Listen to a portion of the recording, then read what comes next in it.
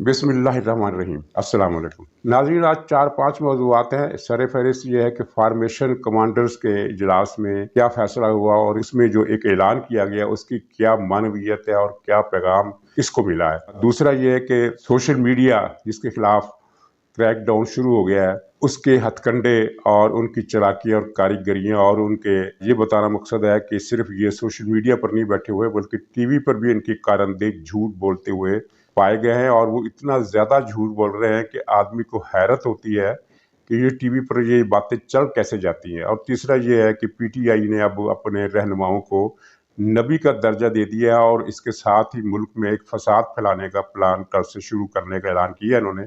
बल्कि आज के जलसे के बाद से ये एक्टिव हो जाएंगे, जगह जगह दंगे फसाद करेंगे, मार कुटाई के वाक़यात करेंगे और अनारकी पैदा करेंगे। और चौथा ये है कि आज़ाद कश्मीर में इमरान खान को अपने ही वज़ीर आज़म से, जिसकी इसने बहुत ज़्यादा तारीफ़ी भी की थी, क्या नाराज़गी पैदा हो गई कि अब उसको हटाने का फ़ैसला कर लिया गया है। वहाँ पीटीआई की अक्सरियत है और अगर अक्सरियत ने इमरान खान के हुक्म पर अमल किया तो वो जो वज़ीर आज़म न्याजी है वो उसकी छुट्टी हो जाएगी आज़ाद कश्मीर से। नाज़रीन, सारे फहरिस्त ये फार्मेशन कमांडर्स का इजलास हुआ है। इसमें एक तो उन्होंने उस मुहिम का नोटिस लिया है जो पाकिस्तान के अफवाज और अदलिया और दूसरे इदारों के अलावा खुद पाकिस्तान के खिलाफ चलाई जा रही है और जिसके तहत ये खुलकर कहा जा रहा है कि हमें ऐसा पाकिस्तान नहीं चाहिए जिसमें इमरान खान की हुकूमत ना हो। ऐसे पाकिस्तान को दूर से सलाम। ऐसे पाकिस्तान को हम पैसा भेजना बंद कर देंगे। पाकिस्तान के झंडे जलाए जा रहे हैं, पाकिस्तान के पासपोर्ट जलाए जा रहे हैं और सोशल मीडिया पर बेतहाशा गालियां दी जा रही है। एक तो उसका क्रैकडाउन हुआ है और 8-10 के करीब लोग पकड़े गए हैं, 50 से ज़्यादा का सुराग मिल गया है और एक एक आदमी जो है वो 3-3, 4-4 हज़ार अकाउंट चला रहा था। और नाज़रीन, ये वो राज था, इस बात का पता चलता है कि ये किस तरह इनके जो ट्वीट थे ये लाखों की तादाद में जाते थे। यानी एक आदमी जब 4-4 हज़ार अकाउंट हैंडल करता था तो फिर वो किस तरह लाखों की तादाद में इनके ट्वीट रीट्वीट होते थे और फिर आनन फानन पूरे मुल्क में फैल जाते थे। प्रोपेगेंडे की ये तकनीक मेरा ख्याल है दुनिया में शायद सदर ट्रंप के पास भी नहीं थी जो इमरान खान ने फैलाई। और इसमें वो सोशल मीडिया का जो सेल है वो भी ख़त्म कर दिया गया है और उसके इंचार्ज की गिरफ्तारी के लिए छापे मारे जा रहे हैं, डॉक्टर अरसलान खालिद, जिसका एक वो उसकी शक्ल देखें और इमरान खान का अमर बिल मरूफ देखें और इमरान खान की रियासत मदीना के नारे को देखें और खालिद अरसलान के कारनामे देखें। इसकी ड्यूटी थी कि ट्विटर पर नज़र रखे कि जो ख़वातीन तनकीद करती हैं पीटीआई पर खुलकर और पीटीआई के ख़िलाफ़ दलील से बात करती हैं तो ये उन ख़वातीन की चेहरे लेकर और किसी फाहिशा औरत का जिस्म उसके साथ उसका चेहरा आवेज़ा करके फिर ये पूरे मुल्क में फैला देते थे, जिसके बाद उस खातून को लोगों का सामना करना मुश्किल हो जाता था। ये था जनाब इमरान खान का अखलाक और इमरान खान की रियासत मदीना, जिसके चक्कर में हमारे बाज़ नाम नहाद उलमा भी आ गए कि वाक़ईतन ये रियासत मदीना बना रहा है। नाज़रीन, ये क्रैकडाउन अभी चलेगा और इसमें बहुत सारे लोग पकड़े जाएंगे, जिसके बाद इनकी कमर टूट जाएगी और फिर ये जो झूठ का एक तूफान ट्विटर पर चला हुआ है वो बड़ी हद तक थम जाएगा। बड़ी हद तक मैं इसलिए कह रहा हूँ कि मुल्क से बाहर भी इनके बहुत सारे लोग हैं, अगरचे उनको गाइडेंस जहाँ से मिलती थी डॉक्टर अरसलान खालिद के सेल से, वो गाइडेंस मिलनी बंद हो जाएगी। यानी इसका मतलब है कि अब वो आलटू पर लग जाएंगे और अपनी मर्जी से गालियाँ वगैरह देंगे, लेकिन वो जो मुनज़्ज़म एक कैंपेन चला करती थी, एक ट्रेंड बना करते थे, वो सिलसिला ख़त्म हो जाएगा। नाज़रीन, फार्मेशन कमांडर के इजलास में पाकिस्तानी फ़ौज ने इस बात का इआदा किया कि वो आइन पर अमल पैरा रहेगी और ये वो मैसेज है जिस पर पीटीआई बुरी तरह नाराज़ है, क्योंकि इस फैसले का, इस ऐलान का मतलब एक ही निकलता है कि उसने जो पॉलिसी इख्तियार की है कि सियासत में अदम मुदाखलत की, वो उस पर कारबंद रहेगी और सियासत में मुदाखलत का सिलसिला पाकिस्तानी अफवाज ने हमेशा के लिए ख़त्म कर दिया है। अब ये बात दिन ब दिन साबित और अया होती जा रही है कि पाकिस्तानी फ़ौज अपने असल फरीज़े की तरफ सारी तवज्जो देगी, यानी मुल्क की सलामती और मुल्क की दिफा, ना कि सियासत में मुदाखलत। और इमरान खान का जो गम गुस्सा है फ़ौज पर और जिस तरह वो फ़ौज को बुरा भला कह रहा है, अब कल फिर उसने एक तकरीर की इश्तहारी शक्ल में अपने ऑफिस में बैठकर, ये वही इमरान खान है जो कहा करता था कि पाकिस्तान को फ़ौज ने बचा के रखा हुआ है, अगर फ़ौज ना होती तो ये कई टुकड़े हो जाता। اب وہی عمران خان کہہ رہا ہے کہ فوج ملک کو نہیں بچا سکتی، یہ عوام ہیں جو ملک کو بچا سکتے ہیں۔ یہ سوچے، اس سے ذرا غور کریں نا، آج اگر پاکستان کی فوج ماشاءاللہ ایک دنیا میں مسلمان دنیا کی سب سے طاقت ترین فوج نہ ہوتی تو ملک کے 3 ٹکڑے ہو چکے ہوتے۔ اپنی آزادی کی حفاظت، اپنی جمہوریت کی حفاظت قوم کرتی ہے، کوئی اور اس کی حفاظت نہیں کرتا، کوئی فوج نہیں حفاظت کر سکتی، کوئی باہر سے قوت نہیں مدد کر سکتی، قوم اپنی آزادی کی حفاظت کرتی ہے۔ دوسرے لفظوں میں وہ فوج کو نگیٹ کر رہا ہے اور یہ نعرہ لگا رہا ہے کہ عوام نکلے اور پاکستان کو میری مرضی کے مطابق چلائیں۔ اگر وہ نہیں چلاتے تو عمران خان کی نیت اور ارادہ اور چیلنج اس کا واضح ہے کہ وہ کہتا ہے کہ اگر میں نہیں تو پھر پاکستان بھی نہیں، اور پی ٹی اے کے لوگوں نے یہ صاف بتا بھی دیا ہے کہ اگر عمران خان نہیں ہے تو پھر ہمیں پاکستان بھی نہیں چاہیے۔ تو یہ ایک نہایت ہی ایک اگرچہ قابل مذمت بات ہے، لیکن اس میں خوشی کا پہلو یہ ہے کہ پاکستان کی دشمن پارٹی کا ایجنڈا خود اسی کے ہاتھوں بے نقاب ہو گیا، اور اب کھل کر یہ بات سامنے آ گئی ہے کہ یہ پاکستان کو تباہ کرنے کے، برباد کرنے کے مشن پر ہے یہ ٹولہ پورا۔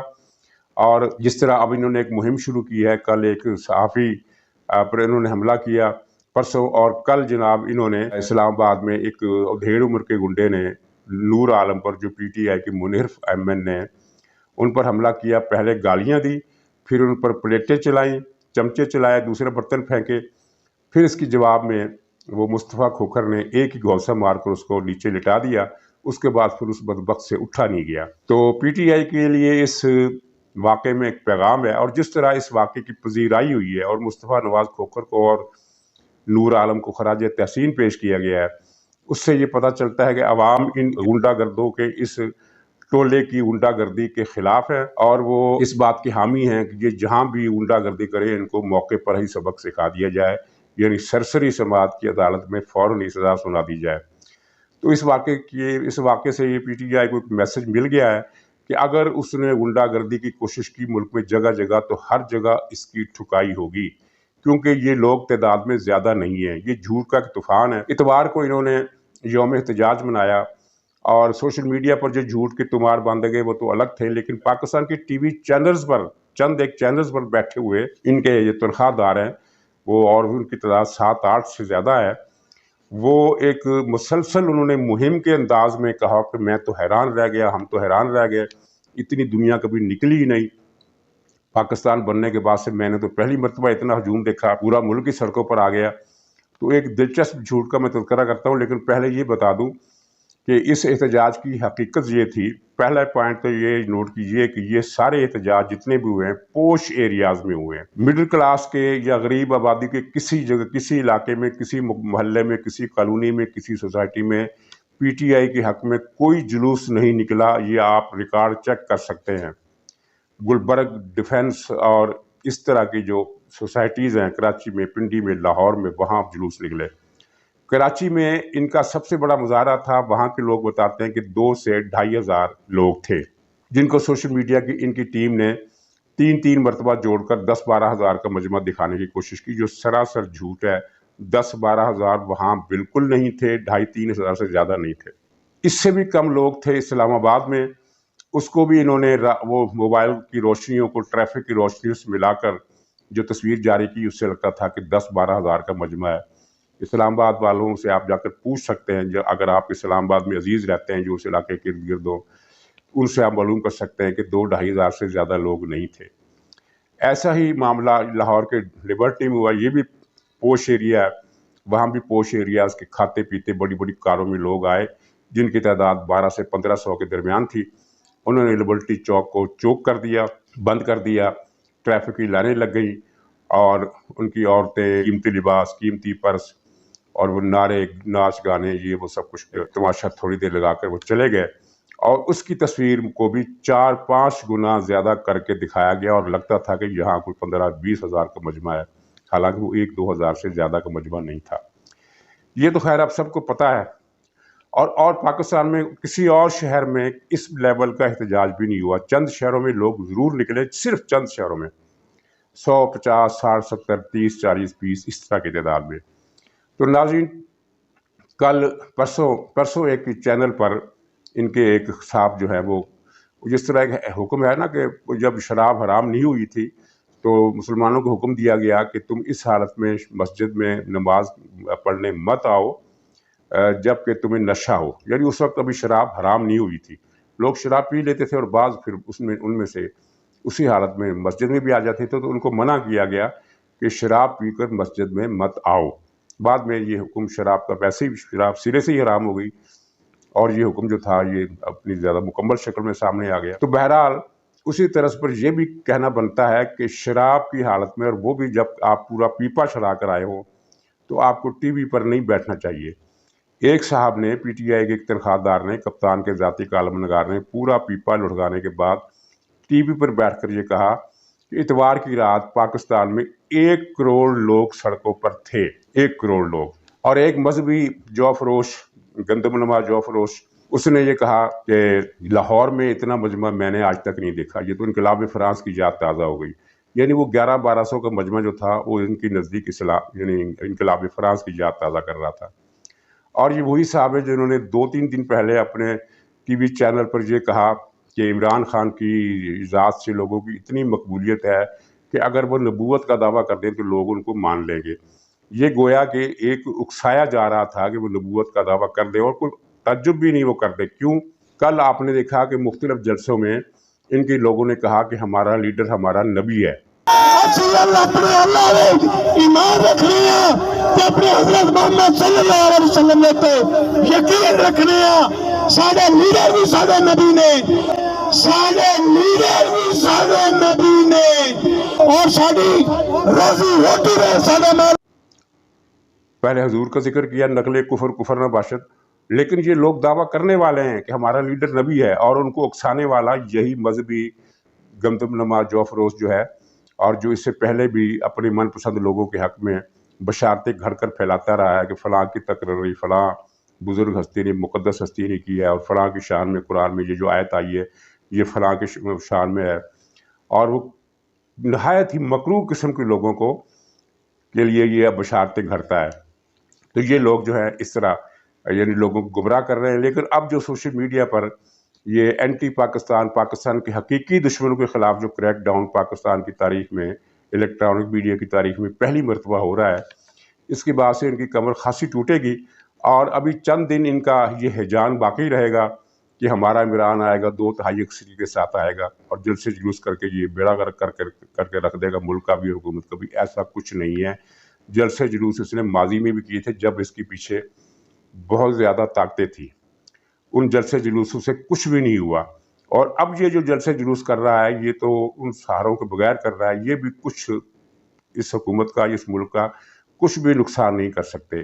ख़तरनाक बात जलसे नहीं है, वो तो आप देख लेंगे कि ये जलसों का हिजान, ये पानी का बुलबुला फूट जाएगा। लेकिन असल जो ख़तरा है वो ये है कि इनके कारकुनों को हदायत दी गई हैं कि जहाँ कहीं तुम अपोजिशन का आदमी देखो उसके गले पड़ जाओ। ज़ाहिर है इस वारदात के नतीजे में कोई संगीन हादसा भी पेश आ सकता है। बस ये 2-3 वाक़यात में तो ठीक है इनकी ठुकाई हो गई और ये भाग गए, लेकिन फ़र्ज़ कीजिए किसी मौके पर किसी के पास कोई असला हो, हथियार हो, खुदा न खास्ता चल जाए तो वो एक बड़ी ख़बर बन जाएगी और दंगे फ़साद का एक बाकायदा आगाज़ बन जाएगी। चुनांचे हुकूमत को इस दंगे फ़साद का तदारक करने के लिए मनसूबाबंदी करनी चाहिए। नाज़रीन, तीसरा हमारा मौजू है कि इसका जो बयानिया था आलमी साजिश का, अमरीकी साजिश का, वो उसका बेड़ा गर्क हो गया है। वो इस तरह कि चीन ने वाज़े तौर पर ये बयान दिया है कि शहबाज शरीफ की हुकूमत में पाकिस्तान और हमारे साथ जो ताल्लुकात हैं वो पहले से भी बेहतर हो जाएंगे। अगर ये अमेरिका की साजिश के तहत शहबाज शरीफ वज़ीर-ए-आज़म बना है तो फिर चीन के ताल्लुकात पहले से भी बेहतर कैसे हो जाएंगे। और दूसरी बात यह है कि चीन और पाकिस्तान में जो पैगामात का तबादला हुआ है उसमें ये फैसला हुआ है कि सी पैक को बहाल किया जाएगा। यानी इसका मतलब ये है कि अमेरिका जो था वो ऐसी हुकूमत चाहता था पाकिस्तान में जो सी पैक को बहाल करे। वो इमरान खान से इसीलिए नाराज़ था कि उसने सी पैक बंद कर दिया था। ये मंतक मुलाजा फरमाइए। सऊदी अरब की तरफ से राब्ते हो गए। शहबाज शरीफ साहब जो है बतौर वज़ीर-ए-आज़म ये चीन और सऊदी अरब दोनों मुल्कों को दौरा करेंगे। इन दौरों की तफसीलात तय हो गई हैं और कोई ख़बर नहीं है, लेकिन उम्मीद करनी चाहिए कि इन दौरों के नतीजे में पाकिस्तान को जिन माशी मुश्किलात का सामना है उसमें कुछ रिलीफ मिलेगा। तुर्की के सदर ने बहुत ज़्यादा मुबारकबाद दी है। रूस के सदर प्यूटन ने भी शहबाज शरीफ को मुबारकबाद दी और कहा है कि हमें बड़ी खुशी हुई है। तो रूस, चीन और सऊदी अरब और तुर्की, ये 4 ममालिक ही है जिनके साथ हमारे दोस्ताना ताल्लुकात है अमरीका पर इन्हिसार के अलावा।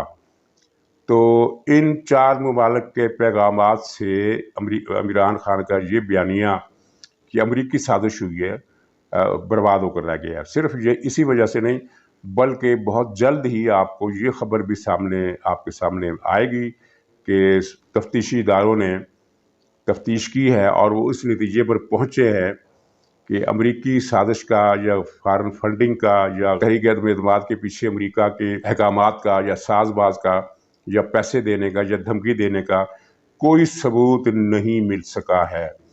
और इसके बाद ही इमरान खान के ख़िलाफ़ एक और कार्रवाई शुरू होगी, और वही इमरान खान जिसके ख़िलाफ़ सबसे पहली तफ्तीश जो एफआई ने शुरू की है वो उस हार की चोरी करने की है जो सऊदी शहजादी की तरफ से दिया गया था।